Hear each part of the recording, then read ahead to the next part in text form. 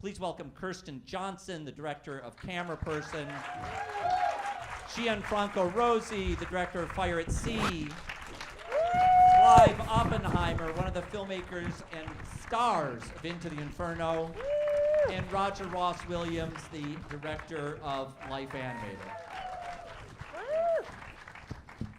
So similar to the way I've been doing the panels, earlier today I'm going to go one by one, get into a little bit of each of these films, and then we'll open it up to a conversation on sort of more general topics. We're going to start with Cameraperson, directed by Kirsten Johnson. This is a film that draws upon over 20 years worth of footage that she's shot as a camera person. Weaving in some of her own personal family footage, drawing upon footage that she shot with Michael Moore and Laura Poitras and Kirby Dick and so many other great filmmakers. It's a kind of meditation on the act of documentary filmmaking. Let's watch the trailer of Cameraperson.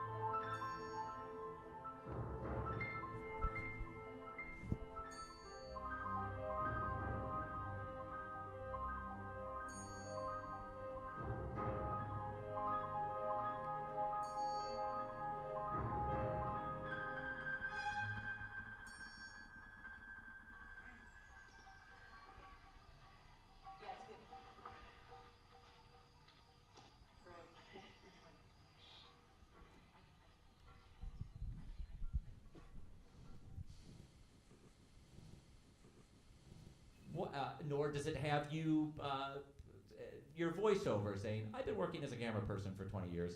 How did you find the structure of this film? Well, I just want to say, Tom, I'm so glad that most of the people in this room were in this room for the last panel, because the last panel was absolutely exceptional in terms of having Brian Stevenson, who's been, sort of fighting mass incarceration for the last 35 years, Raoul Peck and Ezra Edelman all on the same stage.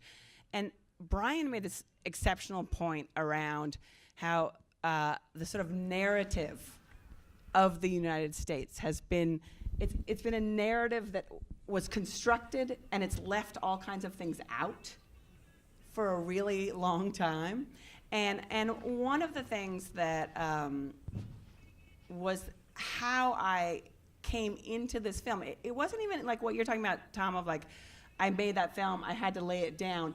I didn't lay down that film, the Afghanistan film. I kept trying to think there's gotta be a way that I can move forward from this young woman saying, I am now afraid to be in the film. Because it seemed to me that it represented this moment in history that we're in, where post the internet, we can't make any promises to the people who we film anymore. We used to make promises to the people who we filmed about what would happen to their image, and we used to think we could control that.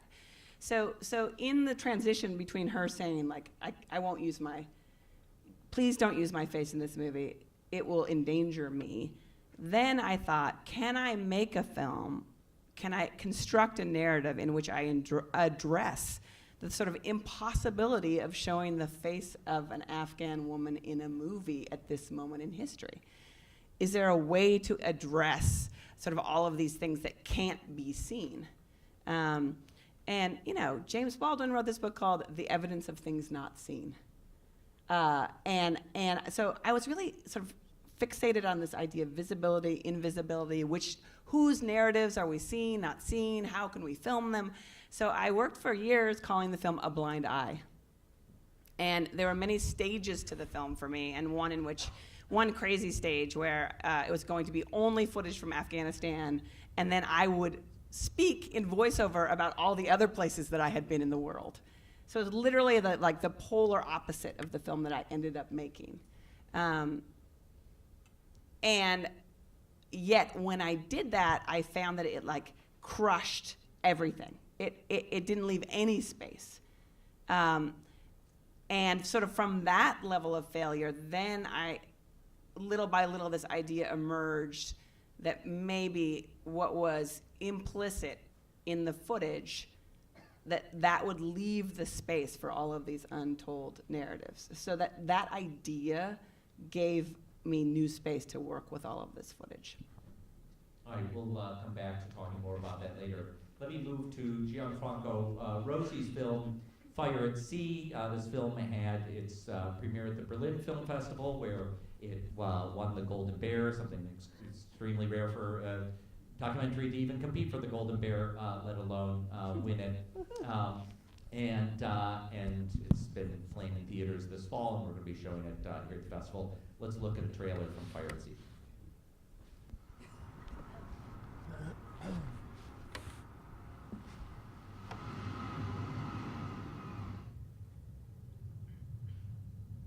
Buona domenica ed eccoci anche oggi ritrovati al quotidiano spazio dedicato all'informazione.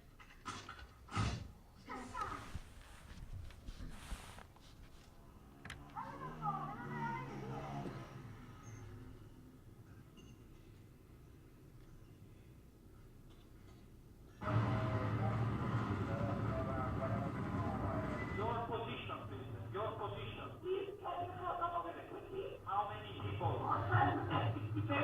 We have small children. Please, can you help us? We are staying here.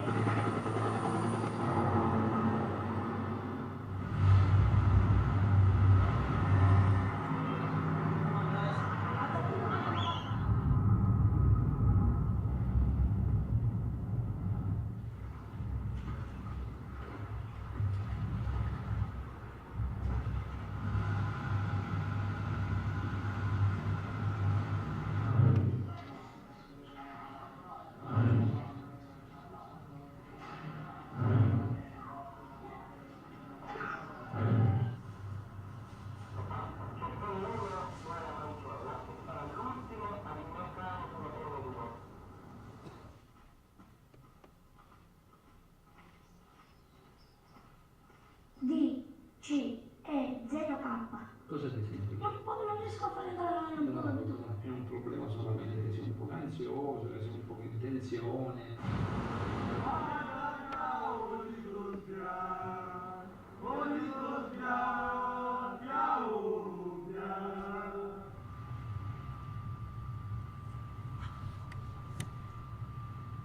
Tutto questo ti lascia tanta rabbia, ti lascia un vuoto nello stomaco, un buco.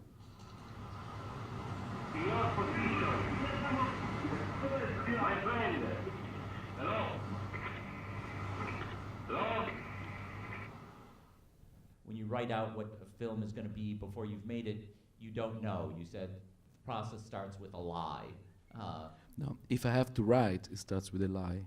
If I'm forced to write a script, it would be like starting with a lie. So I refused myself since my first film to write a script because for me it's a journey that I have to start on white, like a writer on a white page, and then find me my way out on this labyrinth. But it's very important that I start with something which is very deep inside me, and it's something that I have to be able to write in I smoke, so in a matchbox. So it has to be a thought that can be no longer than that. And within that thought, all the film has to develop. Till I don't find that truth inside of me, I'm not able to put the camera anywhere. And so before I start the film, I have to spend a lot of time in the place, meeting people, and then I have to be able to absorb that element, that moment, that little, can I tell a little episode? Years ago, I studied in New York. I was an NYU student, and I had the privilege of meeting Louise Bourgeois, the sculptress. She was already old, and I went to her studio. She invited me there. I spent the whole afternoon there, looking at her work, at her things.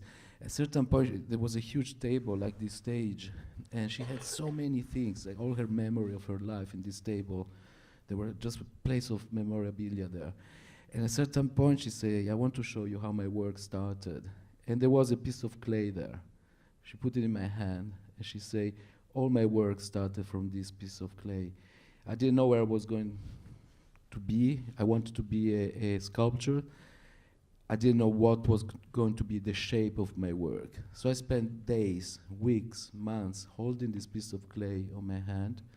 And once I had an image of something very, very strong, and I left that piece of clay, and all my work is there on that moment. So this is what is important for me, to find that piece of clay within us, and then from there I can develop a film without even know where it's going to be this film, but that has to be a starting point for me, that little truth that I have inside, that we have inside, I think everybody. So, and from there it starts this journey, which, we speak so much about difference between documentary and fiction, and I think what is important for me is the word cinema that is in between documentary and fiction. And of course the method is different.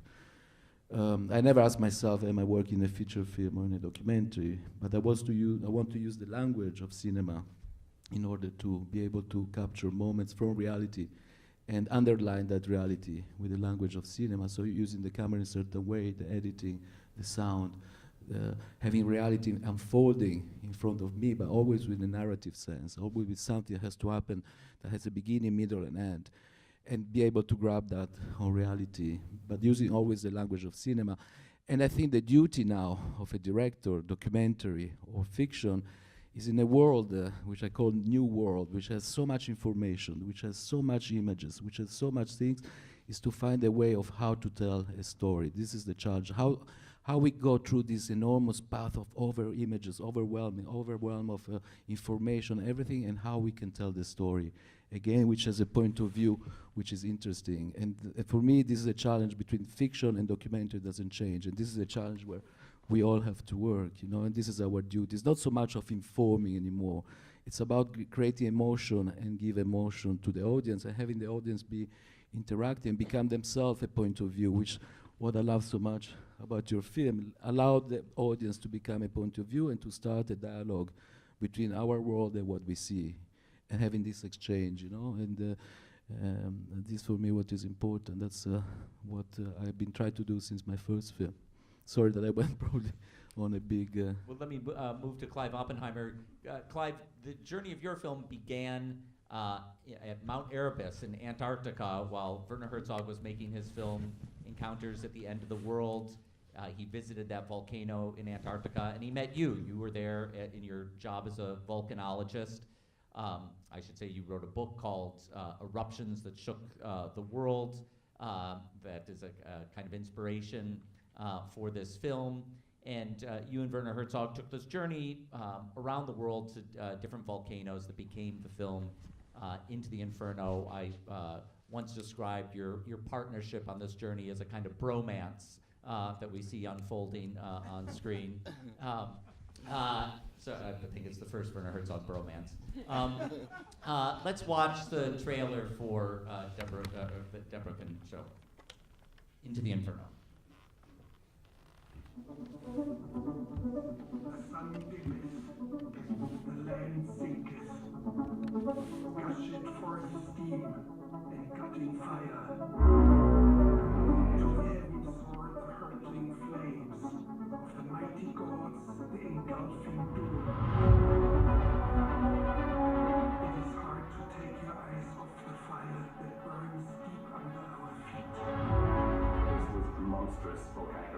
one of the largest in all of Earth history. Obviously, there was a scientific side to our journey, but what we were really chasing was a magical side, no matter how strange things might eventually get. There's a fire that wants to burst forth, but it could not care less about what we are doing up here.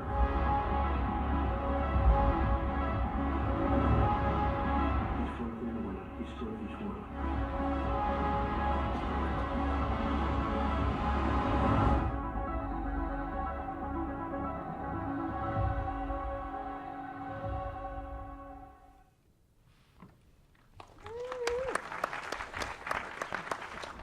I should say that Into the Inferno is playing in the next theater right now, so if you hear any explosive sounds, that's what's that's what's going on. Clive, can you talk about the nature of your collaboration with Werner when you accepted that you guys were going to make this film together? How did you start plotting it out? I should probably begin by saying that I don't think Werner would buy the bromance idea. He made it very clear the only romance he has is with his wife. So the idea of making a film actually goes back further for me than when I met Werner. It took me a long time to write this book, and one of the things that attracted me to the themes in the book is that volcanology is not just about geoscience. It's not just about magma and the physics of it and eruptions. It's about people. It's about the lives people live on volcanoes around the world. Even if we don't live near a plate boundary, we, I think, carry an echo of the experiences of our ancestors in the East African Rift Valley, growing up in the shadows of volcanoes 100, 200,000 years ago and having to flee from eruptions from time to time. I think this is part of the cognitive makeup that we have today, the adaptability and resilience we have as a species. We're also, we're essentially made of volcanic gases. You know, Carl Sagan said we're all stardust, but that stardust has been recycled through the Earth, through plate tectonics, with the lighter elements coming out of the Earth through volcanoes. And we're all carbon-based life forms that came out. The carbon dioxide comes out of volcanoes. So my luck was to be able to make the film with Werner because we had tremendous freedom. And I think to echo what Gianfranco was saying, that this kind of filmmaking, it's not something that you watch once on TV. It's actually like, for me, like a piece of music that you really like, that you listen to again, and you hear something, a bass line that you never noticed before. And even though I'm very familiar with the film, when I've seen it in a number of screenings recently, I have that same emotional impact as if I'm a member of the audience not familiar with it, and I see new ways of thinking about and connecting the themes in it. In terms of making the film, it was, I think, a very natural collaboration. There were no storyboards, and nothing was choreographed. We took the serendipity that came our way, whether it was the people we talked to or the volcanic activity. I mean, we got some very nice pyrotechnics in the film. The sound was as important as the visual elements, and I think very much the compelling and very sincere explanations by our interviewees of what it's like and what it means. What are the metaphysics that develops when you live in a village a mile from an active volcano? Perhaps your village has no power, so every night you see the glow at the back of your village. And of course you have to accommodate these phenomena into your cosmology. And you're going to do that in different ways if you don't have a background in the geosciences. So it was I think we harnessed each other's experiences, mine as a volcanologist and Werner's, of course, as a filmmaker and storyteller.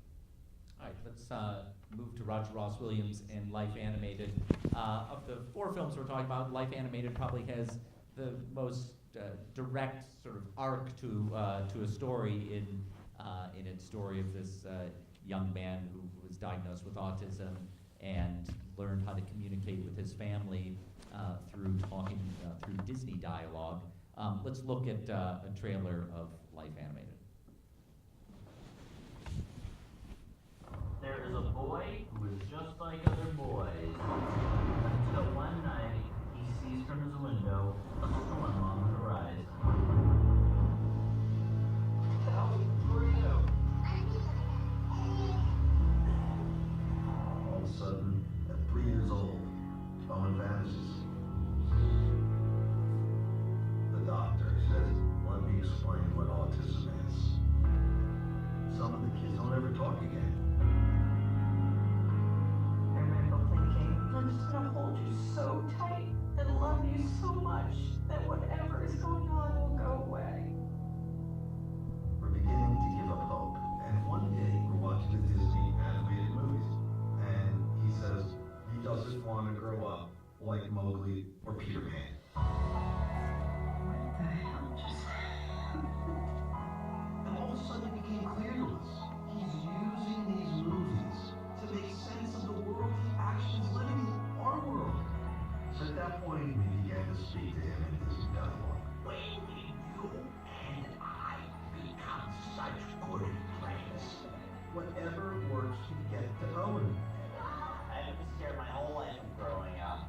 Peter Pan doesn't want to grow up because when you grow up, you lose all your magical childhood times. My hope is that he is independent enough to be able to grow older on his own. When I look in the mirror, I see a proud autistic man ready to meet a future that is bright and full of wonder. With the fall and fail, we're not afraid of that as we used to be.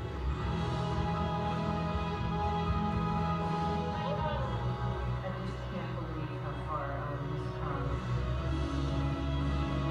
The future, I'm still searching for it. Who decides what a meaningful life is? It's not that far away to see. We're going to be free to live your life.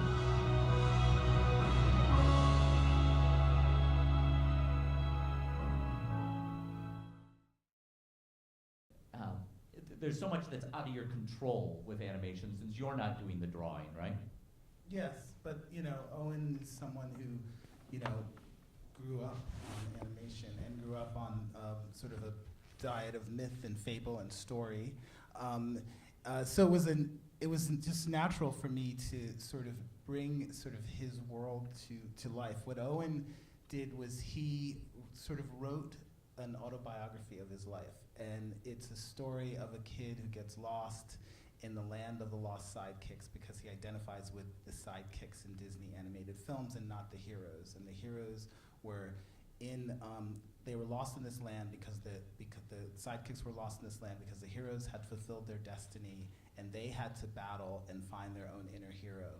And so I always wanted to bring that part of the story, Owen's sort of inner world, to life. And it's, when you sort of work with animators, it's a very, the way they work is very different than documentary because with the story is, constantly changing and constantly evolving, and they don't like that. And but I worked with an incredible group of French animators in a company called McGuff in Paris. And the reason I decided to work with these French animators is because when I went to meet with Philippe, who is the guy who owns the company McGuff, he's a character who lived for 15 years on a boat on the Seine and did Despicable Me and kind of looks like the character in Despicable Me. But one of the things that Philippe helped me sort of figure out how I wanted to sort of bring the audience into Owen's world. And because he said to me, once I sort of pitched him the concept of the land of the lost sidekicks, he said to me that when people finish the journey of this film, they will pray to be autistic. And it was about sort of flipping that you start the film and you're uncomfortable, and it was about slowly bringing the audience into Owen's world. And by the end, you're questioning whether you're the one who's sort of trapped or Owen, because Owen is free. Owen lives in this rich, beautiful world. He doesn't have a sort of a wall between him and other people. He is who he is. He is this. He doesn't sort of build these sort of boundaries that we all build between each other, and he's pure, and his world is so beautiful. And what I wanted to do was slowly sort of bring the audience so that they were so immersed in Owen's reality and Owen's world that you wonder if we're the ones, the neurotypicals, are the ones who are trapped, and Owen is the one who is free, and people like Owen. And that was what the animation did for it, is by the time in the film you get to the point where you're totally in Owen's head, in the land of the lost sidekicks, you are immersed in the sort of beautiful reality of his world. So 4 very different kinds of storytelling happening on this stage, yet in each of these films, characters are the things that you remember from them. And I want to ask each of you a different version of your approach to characters in the film. Kirsten, in your film, we're getting snatches from different places, different times, although one of the recurring characters is your mother as she is experiencing advanced stages of Alzheimer's. And what strikes me in your film is that even though we're not following characters in a traditional narrative way, when I think back on the film, there are scenes and characters who stand out. That with a kind of minimalism, you still convey something of those characters. And I wonder what you discovered in the course of making this film about the ability to convey a character, leave an impression with a character, even though you're not necessarily telling a full-bodied story. So funny, Tom. I'm so enjoying this process of talking about the film because I literally have never thought about the film in those terms before. Literally never. So this is live thinking as it's happening right here. I mean, what I was thinking about in listening to all of you speak and just watching you like get down on the ground was sort of the physicality of our work and how it allows proximity to people or the shifting of perspective. And, I think in another life I would like to be a volcanologist, but I'm really that volcanologists are the scientists who most often die because you're so attracted by the orange void. And I know I would be a volcanologist who died very quickly because I could lick it, like I could eat lava. And so I would get too close to the edge like really fast. And then I think, Roger, with your film, like where you're going is sort of inside his head is the journey, like the sort of the journey, and the way you have to do it is in the abstraction of working with animators. And so, it's disorienting for me even to use the word characters because, it's people I have been close to. Turns out I spent a lot of time with my mom. Turns out that I was terrified to film her, but in the few minutes, I literally only have a few minutes of footage with my mother. But in those minutes, there is the history of our relationship. So crazily, the big conflict with my mom in my teenage years was my hair. Sort of always around like, was my hair the way she wanted it to be? So that I didn't look at the footage of her that I filmed at the end of her life until deep into this process, which is a good, 7, 8, 9 years after she died. It was the first time I looked at it. And I sort of gasped upon seeing it because there she is telling me, you can't film when your hair's a mess. Which is literally like, you can't see me when I'm filming. Like, it doesn't matter what my hair looks like when I'm filming. And then in the footage with my daughter, her hair is a disastrous mess. It's like a ratty mess. because I have feelings about when I push my daughter to brush her hair or not. And if she pushes back at me, I'm often like, don't worry about it. Like, and so somehow this generational tale of mothers and daughters and their hair is in the footage. And that's the characters of us, right? Like 3 generations of women and their relationship to their hair is in a few seconds of footage without me even trying. It just is there. Gianfranco, you were attracted to Lampedusa because so much of the media had been going to Lampedusa to understand this place where these migrants had been arriving. And you get into the lives of a few residents of Lampedusa, including this young boy who we see with the slingshot and going to the eye exam in your trailer. Can you talk to me about why you wanted to focus on a young boy? Well, at the beginning I didn't know. When I went to Lampedusa, I thought I was going to find a place where migrant and islanders were somehow coexisting. And then I discovered when I was there, because like I just make a little the year before I went, Operation Mare Nostrum was established. Operation Mare Nostrum brought the border of Lampedusa into the middle of the sea. And since then, which means now 3-4 years, the migrants, they don't arrive anymore directly on shore like they used to be with their own boats, but they in worse and worse condition now because the crime is exasperating now, so people really, they live on this boat that they cannot make even 2 hours from the shore. And hopefully someone will intercept in the middle of the sea, rescue them, or intercept these boats, and then brought into Lampedusa. And since then, the system has been very much institutionalized. So people arrive there mostly at night. There's a bus waiting. They're going to the center where they do the first ID research things.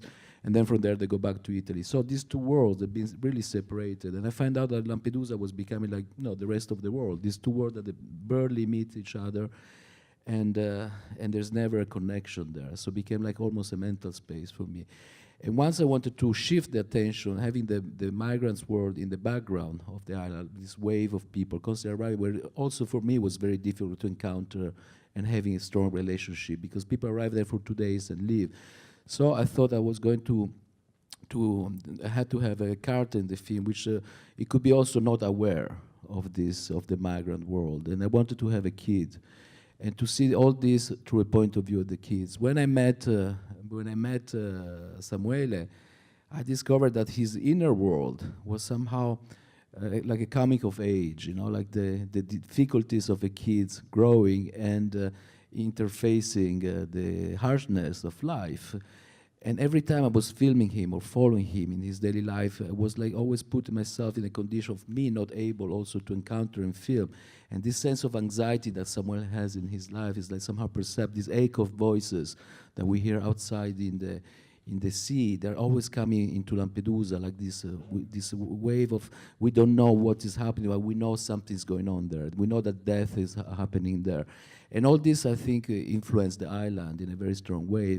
And then I started thinking, following him, there was the war, the lazy eye, the anxiety, when he cut the cactus and he patches up. Everything was somehow a metaphor of something that we're not able to face, of a world that we don't know and we are not able to interact with.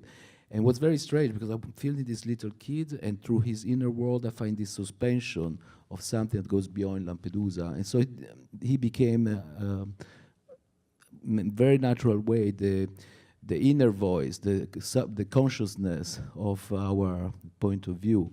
And then, of course, in the other side, there's Mr. Bartolo. Dr. Bartolo, he's the doctor of Lampedusa, and he's the link in between these 2 worlds. Because as a doctor, he actually has to talk to the immigrants and examine them. And then, by chance, one day, Samuel and the doctor meet, because Samuel had this anxiety. I was with Samuel all day. Literally, at a certain point, he couldn't breathe. I had a very strong relationship with Dr. Bartolo. I called Dr. Bartolo, I gave Samuel the phone, and Dr. Bartolo said, come to the hospital, I'm going to visit you. And that's when there's that scene of his anxiety. So everything somehow happened in such a natural way. There's not a single line that has been scripted, but also every time I film and every time I discover this world, I say, no actor no director, no writer could have such an incredible intimacy in these things, you know. And so for me, it was constantly discovering a world while I was filming, and a structure, a narrative structure. It was important for me to start. When I started the film, I spent 2-3 months without filming anything. And then it's important for me to understand the place and to find certain people around me. You know, in Lampedusa, there are 4,000 people, and I met these 6-7 people that are in the film. And they're people, they're person with whom I had a very strong relationship. And then I decided, okay, now with these people, with this encounter that I have, I can start the film. And then it starts this journey where I don't want to give up any of them. We start all together and we arrive 1.5 years later to the end of the film. So it becomes this long journey where I cannot leave anyone outside. But also in this film was very difficult because they gave me their trust completely, and they also had the duty to represent something else, which was like the tragedy of the migrant. And now so it starts, there are 3 separate stories in the film. There's the arrival of the migrant in the island, there's the people of the island, and then there's a rescue happening in the middle of the sea, which brings us to the tragedy. So there are like 3 stories, completely separate, that they interweaved in the film. And this was already the idea that I had at the beginning, because that was the physicality of the place. You know, it was very easy to detect that. But how then this story was coming together was very difficult, and only in the editing I could see that if it was working or not. And unfortunately, when I decided to end up the film, I end up the film when I encountered death myself on the middle of the sea. And when I decided to film that tragedy and to bring that tragedy into the film, then I didn't have everything fall apart inside of me, and I didn't have any more the energy to keep filming. And I call my editor and I say, I have to start editing now. I don't know if this film will make sense. That's what we have. We have a story of a boy, we have a story of an island, we have people arriving in Lampedusa, these people they never met, there's a doctor, there's a boat that starts this journey towards a rescue, and we have to put together this material, but I want to use that 30 seconds of death. It's my duty to use that. I know it's very hard to do in a film, and that became the challenge of the film, to edit from the first frame till the last frame this narrative process that was somehow arriving to the point of the tragedy and then coming up to the point of the tragedy and giving dignity to all the people I started the film with, to the little kid, to the doctor, to Zia Maria, to the fisherman, to the DJ, because they were completely unaware of the story I was telling. And they gave me their life, they gave me their trust, and in a way I'm with them starting a narrative process which was extremely complicated in the film, you know, to arrive to, the whole film was somehow made for that 30 seconds there. So on the editing, it was an extremely, extremely challenging process that we did. Well, let me ask Clive about his experiences doing interviews in Into the Inferno, because some of the most striking interviews in the film are with native people who live near volcanoes, who don't have the same kind of educational or scientific background that you have. And I think it was something that was unexpected for me to realize that as a volcanologist, it's not just about like taking heat measurements, it's also learning how to communicate with all kinds of different cultures, because at some point in your role as wanting to help warn people when a volcano might erupt, you have to understand their culture. So we see some of these interviews on screen. One very memorable and striking one is with a village chief where there's a kind of local religion that's built up around a mythical character called Gianfranco, an American GI who's said to live inside the volcano and who may one day bring all kinds of gifts to the people in this village. Can you talk about your approach to conducting those interviews? Because it's, you know, on the one hand, you have you as a man of science, and then talking to someone who's a person of faith. So I'd begin by saying that volcanologists take very seriously the cosmologies and mythologies that have developed amongst the societies that live on volcanoes. And I mean, there are a couple of reasons for that. One is there are many oral traditions that are actually remarkably convergent around the world, whether it's Hawaii or Vanuatu or Indonesia, that involve typically a brave warrior or someone from... Hear that, hear that. There we go. Right on cue. That's what it's like working on a volcano, actually. In your Even tent, flinch. you hear that at night. So we find in some of these oral traditions, these stories that describe, for instance, this battle between the brave warrior and the spirits of the underworld, which culminates in rocks being hurled into the air and the ground caving in. This is clearly telling us about a volcanic eruption. There's one story about Crater Lake in Oregon, which we can trace back now scientifically to an event 7,700 years ago, an oral tradition surviving for thousands of years. It's really remarkable. So we find out about these events. We also, as I said, we need to be able to communicate effectively with people that are at risk from volcanoes when they start rumbling and when we need to persuade people to evacuate. So we can't just come in there and explain the science. We need to communicate in digestible terms. Approaching the characters and the interviews, we I think had some of the same principles that you explained, that it's very important to maintain the dignity of the people that you're talking with, and yet we didn't have the luxury of being a year and a half and being able to observe and develop trust over that period of time. In many cases in Vanuatu, these were people that we met for the first time, and in a single take, we're trying to reach something that's profound and explains a cosmology and a way of thinking. And there's one you mentioned, the John. You did.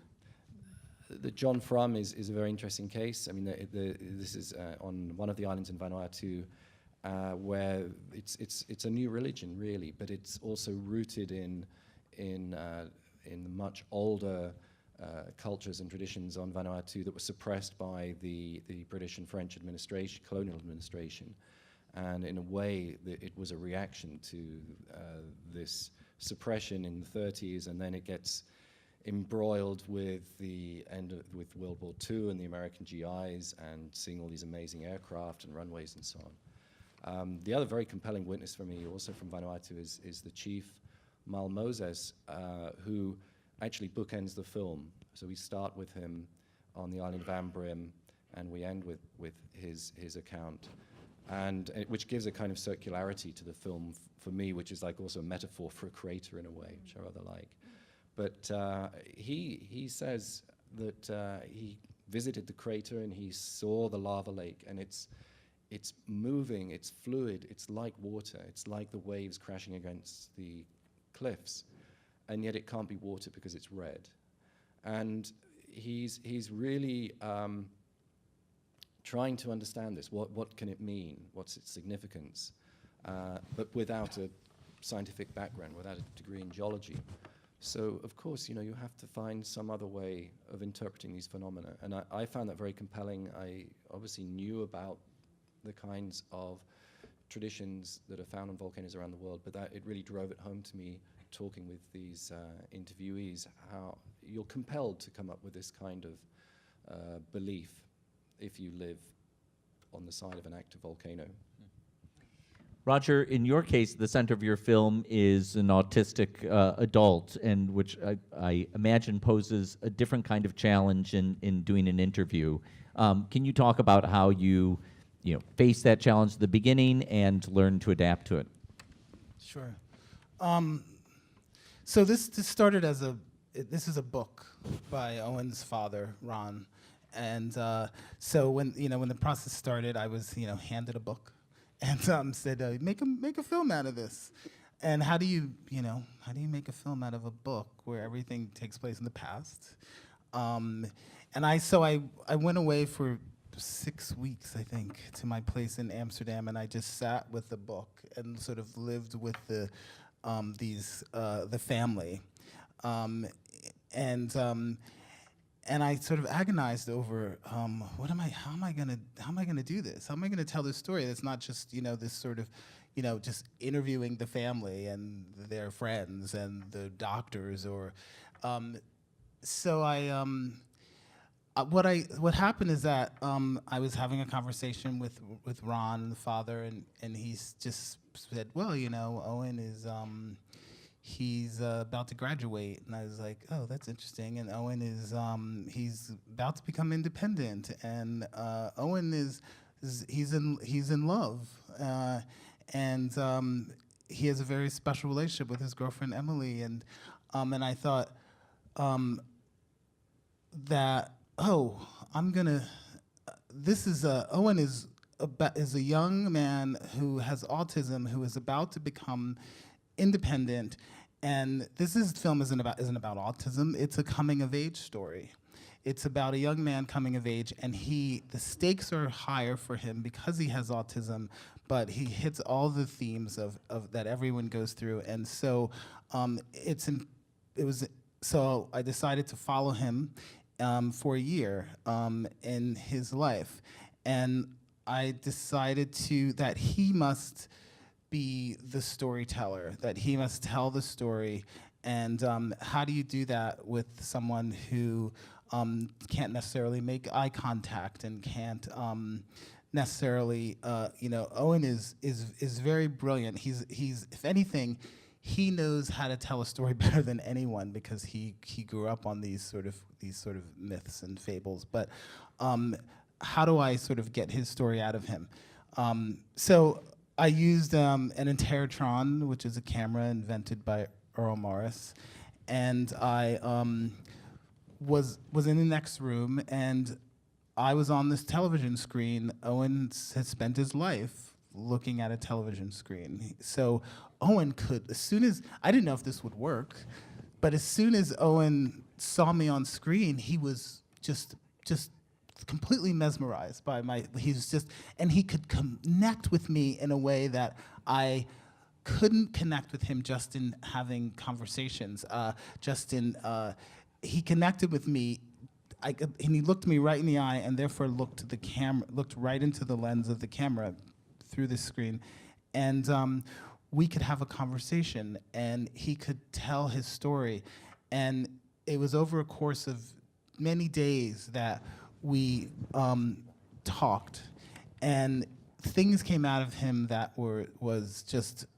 unbelievable, unbelievably profound, unbelievable insight into his own life. And what I did was I would play his greatest hits, his all-time favorite clips from Disney, which corresponded. We sort of went through his life sort of chronologically, and whenever a moment in his life that he goes to these clips to decipher.